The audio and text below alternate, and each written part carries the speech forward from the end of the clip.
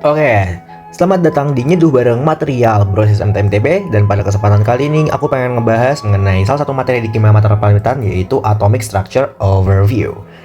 Tapi sebelum Brosys belajar nih mengenai Atomic Structure, Brosys boleh banget nonton pre-lesson ini. Oke, jadi segala hal di dunia ini tuh terbuat dari atom, Brosys. Nah, misalnya nih botol air itu terbuat dari atom, bahkan kayak air itu juga dari atom, Brosys. Nah, atom itu tuh merupakan unit dasar terkecil dari suatu unsur kimia yang masih mempertahankan sifat-sifat unsurnya. Nah, jadi misalnya ada material itu tuh terbuat dari atom, yang dimana atom itu juga terdiri dari nukleus, yang di dalam nukleusnya itu ada proton dan neutron. Nah, jadi atom itu tuh terdiri dari proton dan neutron, juga elektron yang memiliki lintasannya sendiri nih, kayak mengelilingi si proton dan neutronnya gitu. Nah, jadi memahami struktur atom ini tuh penting banget buat memahami sifat-sifat dari material yang pengen kita teliti atau pengen kita ubah nih strukturnya gitu. Misalnya dari keramik itu kita perlu mempelajari nih kayak unsur intinya tuh kayak FCP, BCP, HCP, DLL, dan ini masih berhubungan banget sama tetrahedron material yang selama ini kita pelajarin. Nah, jadi atom ini tuh terdiri dari 3 partikel utama. Yang pertama ada proton yang bermuatan positif, ada neutron yang netral, dan ada elektron yang bermuatan negatif. Yang dimana bentuknya itu tuh kurang lebih kayak gini, Brosys. Kalau kita zoom banget ya, di tengah-tengah ada neutron dan ada proton juga yang dikelilingi oleh elektron dengan lintasannya sendiri. Nah, untuk penamaan dari atom sendiri itu Brosys bisa pakai standar ini, di mana X itu merupakan elemen simbolnya, A merupakan mass number, dan Z merupakan atomic number. Seperti contoh yang telah aku berikan, yaitu ini.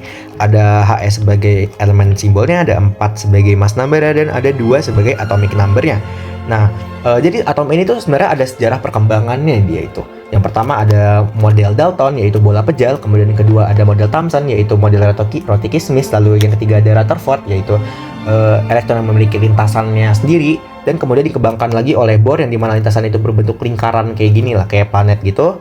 Dan pada terakhirnya kita menggunakan model Schrödinger, yaitu mekanika kuantum atau awan elektron. Nah, sama ini kan Brosys mengenali tentang tabel periodik. Jadi nomor atom nih, misalnya kayak 1, 4, 21, 39 itu sebenarnya adalah nomor atom, yaitu yang ini nih Brosys.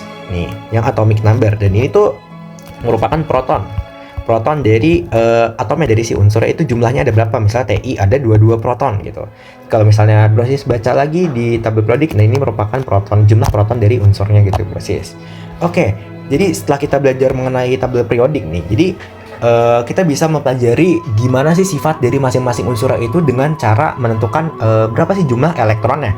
Nah, jadi elektronnya itu tuh, dari elektronnya kita bisa menentukan jari-jarinya berapa, terus nanti bisa tahu nih dari jari-jari itu elektronegativitasnya itu segimana, terus energi ionisasinya berapa gitu-gitu. Tapi itu masih next. Nah, sekarang kita pengen cari tahu dulu nih, cara kita tahu elektron itu, cara kita menentukan sifatnya itu bagaimana, dan tentunya dengan prinsip Aufbau dan bilangan kuantum. Nah, jadi prinsip Aufbau dulu ya teman-teman, merupakan kayak konsep yang Brosys telah pelajari lah di TPB, sudah pernah pelajari, yang dimana elektron itu mengisi orbital sesuai urutan energi terendah ke tertinggi, kayak dari 1s, 2s, 2p, 3s. Jadi itu kayak dari kulit terdalam dulu nih, dari kulit terdalam dulu baru nanti keluar gitu. Makanya ini kayak 1s, 2s, 3s, 2p, 3 gitu Brosys. Oke, lanjut lagi ke prinsip Aufbau. Nah, ini juga ada prinsip Pauli exclusion yang mengatakan bahwa tidak ada 2 elektron dalam satu atom yang memiliki keempat bilangan kuantum yang sama. Jadi nih, bilangan kuantum utama, bilangan kuantum utama itu dalam 2 elektron itu pasti berbeda. Nah, ini sebenarnya apa sih bilangan kuantum ini? Ini merupakan kayak cara kita menamakan, kayak mengetahui elektron dari unsur itu tuh berapa gitu. Nah, ini misalnya jadi itu dia ada dibagi menjadi 4 nih. Ada bilangan kuantum utama, ada bilangan kuantum magnetik, ada bilangan azimutal, dan spin elektron. Nah, urutan mencarinya itu Brosys bisa mulai dari kuantum utama dulu, azimutal, kemudian magnetik, kemudian terakhir spin elektron. Nah, ini udah aku kasih contohnya nih. Misalnya ada Cl Brosys. Jadi Cl ini merupakan klorin dengan protonnya itu ada 17 atau nomor atomnya itu ada 17. Nah, Brosys bisa langsung aja ini dalam kondisi netral ya Brosys. Jadi nomor atomnya itu tuh 17 sama proton sama elektron itu sama dalam kondisi netral, yaitu sama-sama 17. Nah, jadi pertama yang kita harus lakukan adalah kita breakout dulu menggunakan prinsip Aufbau. Jadi mana aku mendapatkan 1s2, 2s2, 2p6, 3s2, 3p5. Nah, kita ambil yang bagian terakhir aja nih, yang 3p5. Nah, untuk bilangan kuantum utama kita pakai kulitnya nih, yang ketiga. Jadi bilangan kuantum utamanya adalah 3. Jadi dia berada di kulit ketiga. Nah, kemudian untuk bilangan azimutal itu kita bisa ambil dari yang ini nih, si P-nya. Nah, kalau dia berada dalam bagian P, nah ini tuh dia bilangan azimutalnya itu 1. Makanya aku tulis di sini L-nya itu adalah 1. Nah, kemudian untuk magnetik ini bisa lihat brosis di tabel yang ini. Bisa brosis lihat di tabel yang ini. Untuk P itu dia memiliki 3 ya, memiliki 3 tabel. Nah, ini sini udah aku gambar di sini, dan kemudian kita isi dengan bilangan spin elektron. Caranya gimana? Ya caranya tinggal diisi aja. Ini nih, kita lihat dulu. Kan ini ada 5 ya, 5 elektron sisanya nih. Nah, ini kita masukkan ke dalam sini. Ini aku masukin dulu dari atas 1, 2, 3 sudah terisi penuh, baru kita isi bawahnya.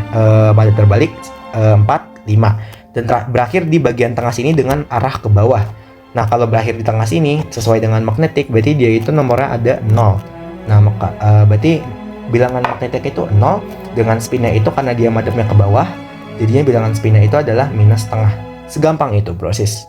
Lanjut, dari tabel periodik ini kita bisa tahu juga jari-jari atomnya itu segimana. Nah, jari-jari atom itu adalah jarak dari inti atom ke elektron terluar yang stabil pada kulit atom. Nah, ini tuh merupakan ukuran relatif atom, dia dipengaruhi oleh jumlah kulit elektron serta gaya tarik inti terhadap elektronnya.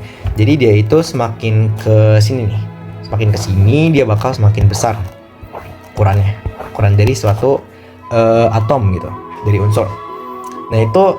Nah, kemudian setelah kita tahu nih jari-jari atom, kita bisa juga menentukan elektronegativitasnya itu dari unsur-unsur. Nah, elektronegativitas ini adalah kecenderungan suatu atom untuk menarik elektron dalam suatu ikatan kimia kovalen.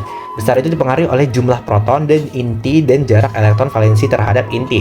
Nah, jadi dia itu semakin ke arah sini brosis, semakin ke arah sini itu dia semakin naik elektronegativitasnya. Jadi itu berhubungan dengan jari-jari atom yang bisa brosis baca di bagian bawah sini. Lanjut brosis. Kemudian yang ketiga ada energi ionisasi dalam unsur. Nah, energi ionisasi ini merupakan jumlah energi minimum yang diperlukan untuk melepaskan satu elektron dari suatu atom atau molekul ke dalam keadaan gas, sehingga atom atau molekul tersebut menjadi ion bermuatan positif. Sama seperti elektronegativitas, arah naiknya itu dia ke sini nih. Jadi semakin ke sini itu dia bakal semakin naik energi ionisasinya. Dan ini juga berhubungan lagi dengan ukuran atom dari atau jari-jari dari atomnya lagi. Dan yang keempat ada afinitas elektron atau perubahan energi yang dilepaskan atau diserap ketika satu elektron yang ditambahkan ke atom netral dalam fasa gas lagi untuk membentuk ion negatif. Sama seperti energi ionisasi dan elektronegativitas, arah naiknya itu ke arah sini brosis, ke kanan atas. Lagi-lagi afinitas elektron juga dipengaruhi oleh jari-jari atom yang brosis bisa baca sendiri alasannya mengapa arah naiknya itu ke arah sana. Sekian brosis mengenai atomic structure overview dari saya. Terima kasih sudah memperhatikan dan jangan lupa nyeduh kopi dan teh di pagi hari.